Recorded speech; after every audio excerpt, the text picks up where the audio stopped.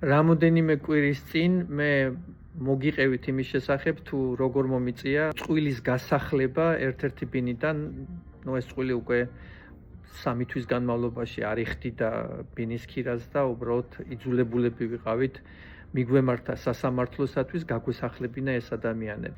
ამიტომ დღეს მივდივართ სასამართლოში, რათა აპდეიტი გავაკეთოთ ამ დაზიანებების ნუსხის. არ არის სასიამოვნო, არც მე არ მომწონს ადამიანების გამოსახლება.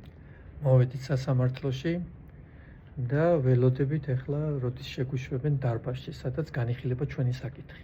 აი ასეთი შენობა, ალბათ 60-იანებში თუ 70-იანებში აშენებული, დიდი დერეფნებით.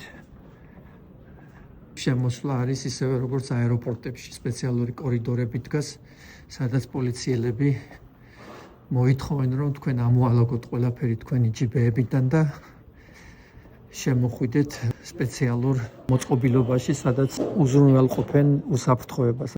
ამ შენობაში ხდება ასევე უფლებების რეგისტრაცია, დაბადების მოწმობის რეგისტრაცია და გაფორმება, ასლების მიღება და ასე შემდეგ. ანუ მრავალფუნქციური შენობაა. მოგქირავნეთ დაჯარიმდა $3,000-ით, აქ შედის გადაუხდელი ქირა პლუს ზარალი, რომელიც მოგვაყენეს. We will never see this money, but we did what's right. But we did what's right. გავაკეთეთ ის, რაც სწორია.